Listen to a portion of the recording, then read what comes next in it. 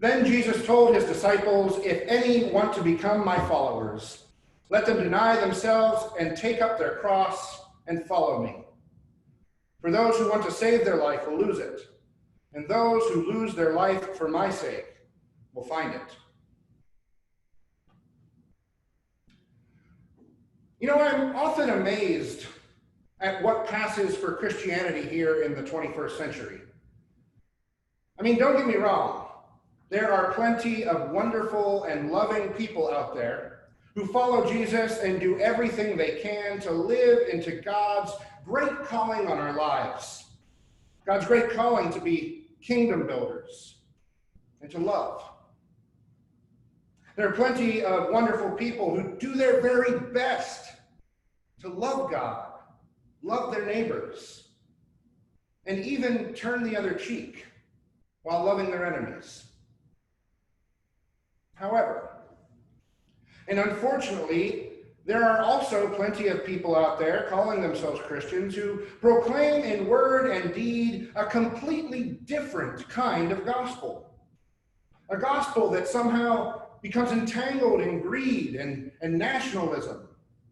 And that gospel looks a whole lot more like the gospel of Caesar and the Roman Empire than it does the gospel of Jesus Christ and God's kingdom. And I think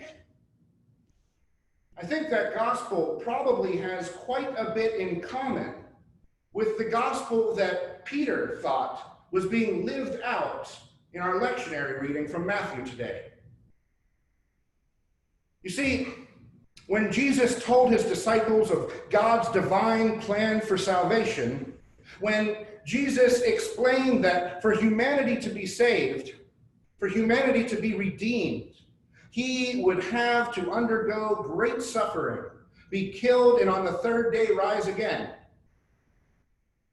Well, none of that made sense to Peter. Peter, who had his mind set on earthly things, on health and wealth and success. Peter, who thought Jesus would lead an overthrow of Rome. Peter, who thought that Jesus would restore Israel to its former greatness. Peter, who thought that Jesus would take the power of an earthly or a human kingdom. No, I think it's no misstep here, or no hyperbole, or no mistake that Jesus calls Peter Satan here. Because, you see, what Peter is saying is directly connected to Matthew chapter 4, when Jesus was tempted on the mountaintop. If you don't happen to remember, Jesus was offered all of the earthly kingdoms if he would only take the easy road and bow down to worship Satan.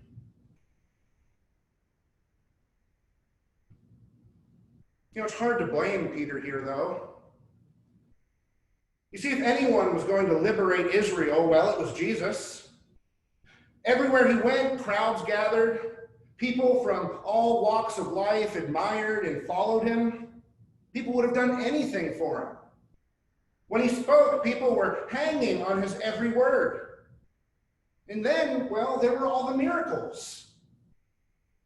If the former wasn't enough to convince something that Jesus was some certain kind of special, well, the latter would have you professing, just as Peter professed last week, that Jesus is the Messiah, the Lord. You know, for all intents and purposes, while Jesus certainly looked like the one who could raise up an army and lead Israel into greatness once again, yes, Jesus certainly looked the part. So no, it's not hard to blame Peter here. You know, last week we heard Jesus name Peter the rock in which the church was built. Last week we heard Jesus say that he was giving Peter the keys to the kingdom of heaven and the power to bind and loose things on earth as it is in heaven. And mere seconds later, we find in our gospel lesson today what Peter does with that power and that authority that Jesus just gave to him. He does the most humanly thing possible and gets it wrong. He attempts to use his newfound power for personal gain and the earthly vision of having Jesus raise Israel up as a new empire. You know, it's interesting. It's interesting that humanity often has this habit of creating God in our image and trying to bend Jesus to our will. Like Peter, we try to make Jesus conform into what and who we want him to be, placing him in nice, neat boxes, which we can then put our labels on. We pit Jesus up against people who we feel are a threat to our way of life. When we do this, well, we're using Jesus, or at least our warped and distorted version of him. We're using him to justify our lashing out against those people in society who we imagine are a threat to our self-centered way of life. You know, I think it becomes dangerous ground the more our idea of Jesus looks like we do. You know, when Jesus starts to like all the things that we like, when Jesus starts endorsing all of the politicians and policies that we agree with, when Jesus becomes a Democrat or Jesus becomes a Republican. When we read the Bible and twist it to hear the lie that Jesus would rather us ascend to power and privilege rather than take up our crosses and follow him. Because you know, if history has taught us anything, it's that in the wrong hands, the Bible has the capability to do more damage to humanity than any weapon our hands have ever produced. You see, the truth of the matter is Jesus doesn't fit into our nice, neat boxes. The truth of the matter is that Jesus refuses to fit into our nice, neat boxes. Just like he didn't fit into the box that Peter had made for him. You see, Jesus didn't come to overthrow Rome. Jesus came to overthrow the power of sin and death. Jesus didn't come to endorse a political party or to bless any nation above another. If anything, Jesus was anti-political. If anything, Jesus came to overthrow our systems of oppression. If anything, Jesus came to tear down our walls and show us how to love one another. In short, and I love this, Jesus came to comfort the afflicted and to afflict the comfortable. No, Jesus didn't come to give us health and wealth or bless us over others as if he was our fairy godmother. Instead, Jesus came to show us the way of the cross so that we might follow him and join with God in the healing of this broken world. Yes, Jesus came to show us how to live a life that truly honors God by loving one another, by loving our neighbors, and even loving our enemies. Jesus came to snap us out of the fantasy that God somehow plays favorites. And you know, even if God did play favorites, well, God's favorites would always be the poor, the suffering, the oppressed.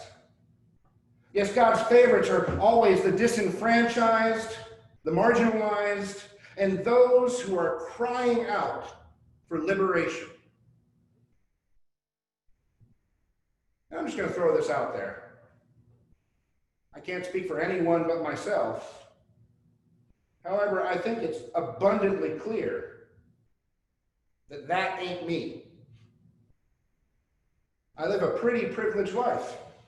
And because of that, well, it's up to me to take up my cross, grab the keys of the kingdom, and join with the church in storming the gates of hell, so that all people might know what the power of God's saving love is. So it's probably a good thing that God doesn't play favorites. Now, I've said this to all of you here at St. Clement's once before.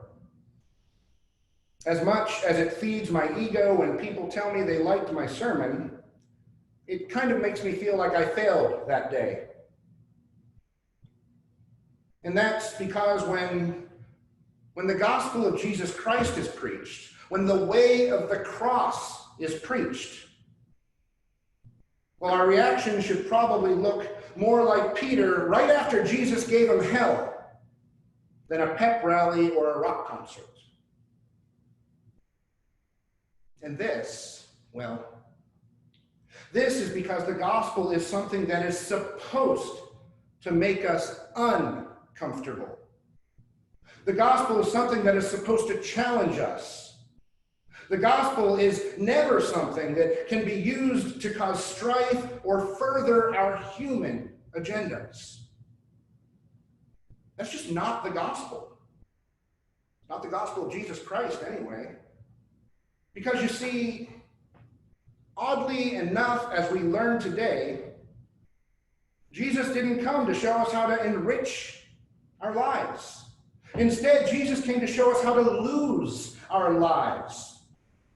His words, not mine.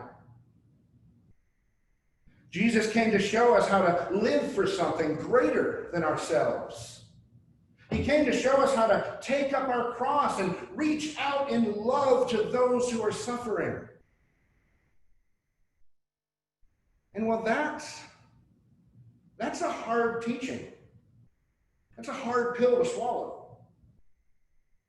A lot of people stopped following Jesus when he began talking about taking up crosses. But to take up one's cross, well, to take up one's cross is living a life in the pattern of the Eucharist. Take, bless, break, give.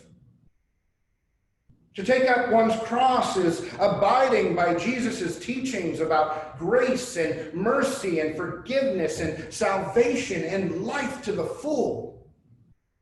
It's incredible that in our journey to the cross, we lose ourselves, but somehow we gain everything. Because it is through the way of the cross, that is to say, God's way of love, that we truly find life. And the life that we find, well, that's full of hope and joy.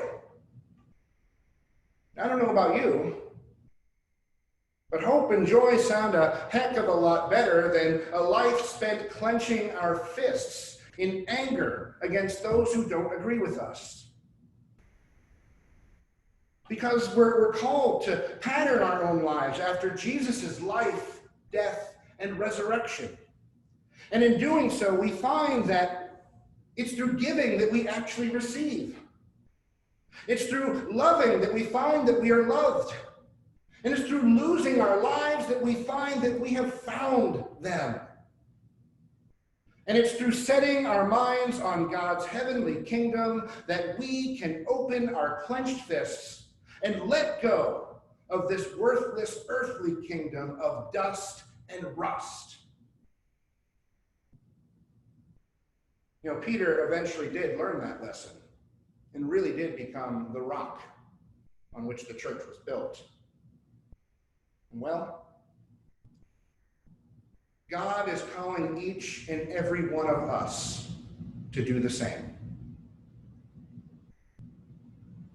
Amen.